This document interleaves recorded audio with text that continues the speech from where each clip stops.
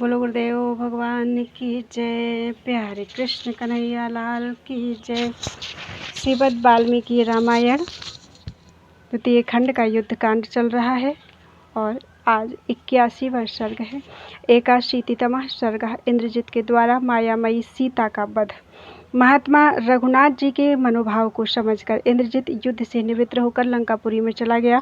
वहां जाने पर बलवान राक्षसों के वध का स्मरण होकर आने से सूरवीर रावण कुमार की आंखें क्रोध से लाल हो गई। वह पुनः युद्ध के लिए निकला। पुलस्त्य कुल में उत्पन्न महापराक्रमी इंद्रजित देवताओं के लिए कंटक रूप था। वह राक्षसों की बहुत बड़ी सेना साथ लेकर नगर के पश्चिम द्वार से पुनः बाहर आया। दोनों भाई वीर श्री राम और लक्ष्मण को युद्ध के लिए उद्यत देख इंद्रजित ने उस समय माया प्रकट की। उसने मायामयी सीता का निर्माण करके उसे अपने रथ पर बैठा लिया और विशाल सेना के घेरे में रखकर उसका वध करने का विचार किया। उसकी बुद्धि बहुत ही खोटी थी। उसने सबको मोह में डालने का विचार करके माया से बनी हुई सीता को मारने का निश्चय किया। इसी अभिप्राय से वह बानरों के सामने गया। उसे युद्ध के लिए निकलते देख सभी बानर क्रोध से भर गए और हाथ में सिला उठाई युद्ध की इच्छा से उसके ऊपर टूट पड़े। कपिकुंजर हनुमान जी ने उस सबके आगे आगे चले। उन्होंने पर्वत का एक बहुत बड़ा शिखर ले रखा था जिसे उठाना दूसरे के लिए नितांत कठिन था। उन्होंने इंद्रजित के रथ पर सीता को देखा। उनकी खुशी मारी गई थी। वे एक वेणी धारण किए बहुत दुखी दिखाई देती थीं और उपवास करने के कारण उनका मुख दुबला पतला हो गया था। उनके शरीर पर एक ही मलिन वस्त्र था। श्री रघुनाथ जी की प्रिय सीता के अंगों में उपटन आदि नहीं लगे थे। उनके सारे शरीर में धूल और मैल भरी थी, तो भी वे श्रेष्ठ और सुंदर दिखाई देती थी। हनुमान जी कुछ देर तक उनकी ओर देखते रहे। अंत में यह निश्चय किया कि ये मिथिलेश कुमारी ही हैं। उन्होंने जनक किशोरी को थोड़े ही दिन पहले देखा था, इसलिए वे शीघ्र ही उन्हें पहचान सके थे।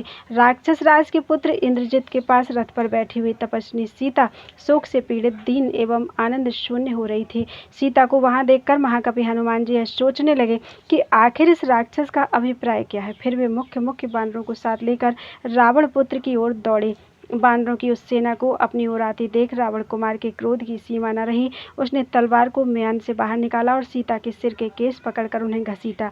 माया द्वारा रथ पर बैठाई हुई वह स्त्री हा राम कहकर चिल्ला रही थी और वह राक्षस उन सबके देखते देखते उस स्त्री को पीट रहा था। सीता का केस पकड़ा गया देख हनुमान जी को बड़ा दुख हुआ। वे पवन कुमार हनुमान अपने नेत्रों से दुख जनित आंसू बहाने लगे।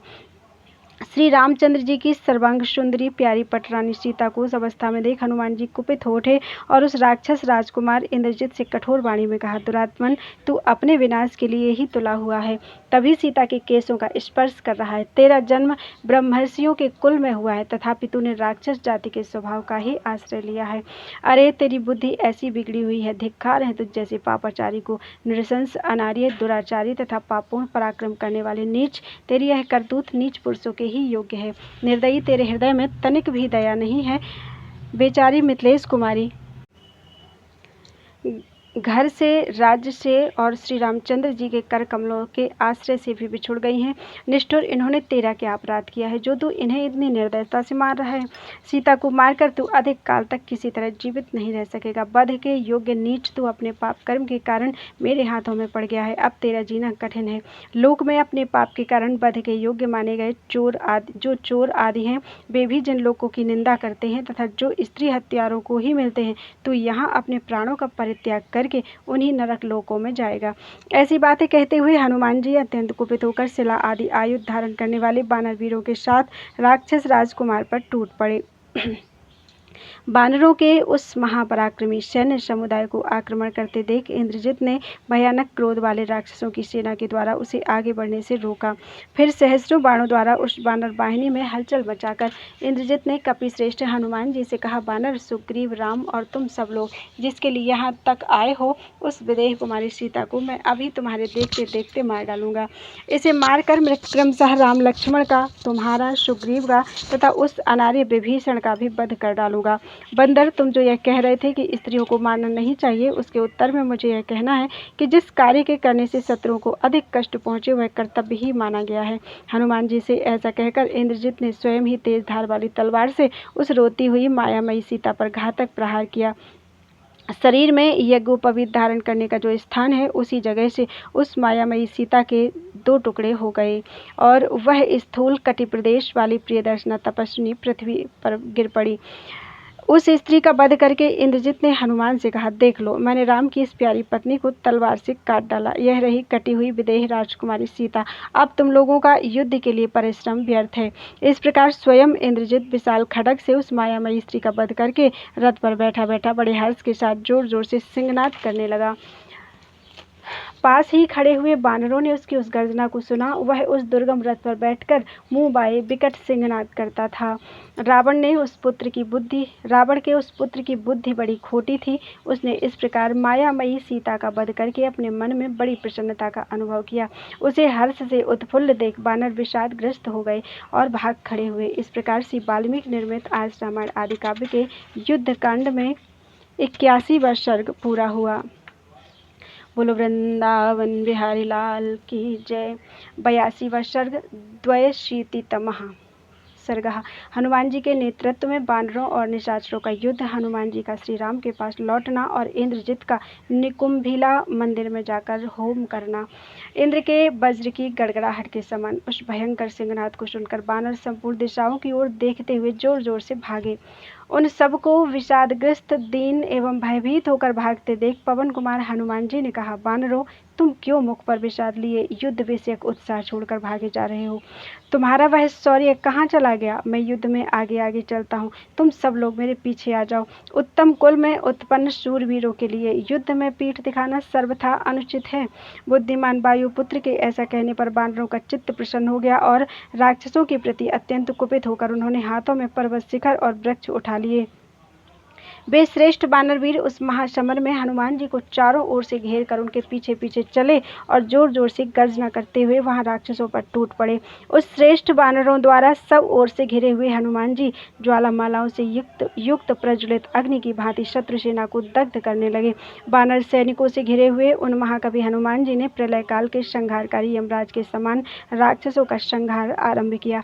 सीता के वध से उनके मन में बड़ा शोक हो रहा था और इंद्रजित का अत्याचार देखकर उनका क्रोध भी बहुत बढ़ गया था। इसलिए हनुमान जी ने रावण कुमार के रथ पर एक बहुत बड़ी शिला फेंकी। उसे अपने ऊपर आती देख सारथी ने तत्काल ही अपने अधीन रहने वाले घोड़ों से जुते हुए इस रथ को बहुत दूर हटा दिया। अतः सारथी सहित रथ पर बैठे हुए इंद्रजित के पास तक न पहुंचकर वह शिला धरती फोड़कर उसके भीतर समा गई। उसके चलाने का सारा उद्योग व्यर्थ हो गया। उस शिला के गिरने पर उस राक्षस सेना को बड़ी पीड़ा हुई। गिरती हुई उस शिला ने बहुतेरे राक्षसों को कुचल डाला। तत्पश्चात सैकड़ों विशालकाय बानर हाथों में वृक्ष एवं पर्वत शिखर उठाए गर्जना करते हुए इंद्रजित की ओर दौड़ पड़े। वे भयानक पराक्रमी बानर वीर युद्ध स्थल में इंद्रजित पर उन वृक्षों और पर्वत शिखरों को फेंकने लगे। वृक्षों और शैल शिखरों की बड़ी भारी वृष्टि करते हुए वे बानर शत्रुओं का संहार करने और भांति भांति की आवाज में गरजने लगे। उन महाभयंकर बानरों ने वृक्षों द्वारा घोर रूपधारी निशाचरों को बलपूर्वक मार गिराया। वे रणभूमि में गिरकर छटपटाने लगे। अपनी सेना को वानरों द्वारा पीड़ित हुई देखकर इंद्रजित क्रोधपूर्वक अस्त्र शस्त्र लिए शत्रुओं के सामने गया। आपने अपनी सेना से घिरे हुए उस सुदृढ़ पराक्रमी वीर निशाचर ने बाण समूहों की वर्षा करते हुए शूल, वज्र, तलवार, पट्टे तथा मुखदरों की मार से बहुत से बानर वीरों को हताहत कर दिया। बानरों ने भी युद्ध स्थल में इंद्रजित के अनुचरों को मारा। महाबली हनुमान जी सुंदर शाखाओं और डालियों वाले शाल वृक्षों तथा शिलाओं द्वारा भीमकर्मा राक्षसों का संहार करने लगे। इस तरह शत्रु सेना का वेग रोककर हनुमान जी ने बानरों से कहा, बंधुओं, अब लौट चलो। अब हमें इस सेना के संहार करने की आवश्यकता नहीं रह गई है। हम लोग जिनके लिए श्री रामचंद्र जी का प्रिय करने की इच्छा रखकर प्राणों का मोह छोड़कर पूरी चेष्टा के साथ युद्ध कर रहे थे, वे जनक किशोरी सीता मारी गई। अब इस बात की सूचना भगवान श्री राम और सुग्रीव को दे देनी चाहिए। फिर वे दोनों इसके लिए जैसा प्रतिकार सोचेंगे वैसा ही हम करेंगे। ऐसा कहकर बानर श्रेष्ठ हनुमान जी ने सब बानरों को युद्ध से मना कर दिया और धीरे धीरे सारी सेना के साथ निर्भय होकर लौट आए।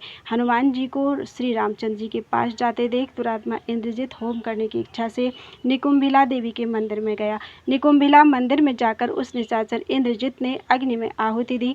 तदनंतर यज्ञ भूमि में भी जाकर उस राक्षस ने अग्निदेव को होम के द्वारा तृप्त किया। वे होम शोणित भोजी आभिचारिक अग्निदेवता आहुति पाते ही होम और शोणित से तृप्त होकर प्रज्वलित हो उठे और ज्वालाओं से आवृत दिखाई देने लगे। वे तीव्र तेज वाले अग्निदेवता संध्या काल के सूर्य की भांति प्रकट हुए थे। इंद्रजित यज्ञ के विधान का ज्ञाता था। उसने समस्त राक्षसों के अभ्युदय के लिए विधि पूर्वक हवन करना आरंभ किया। उस होम को देखकर महायुद्ध के अवसर पर नीति अनीति, कर्तव्य अकर्तव्य के ज्ञाता राक्षस खड़े हो गए। इस प्रकार से वाल्मीकि निर्मित आज रामायण आदि काव्य के युद्ध कांड में 82वां सर्ग पूरा हुआ। बोलो वृंदावन बिहारी लाल की जय।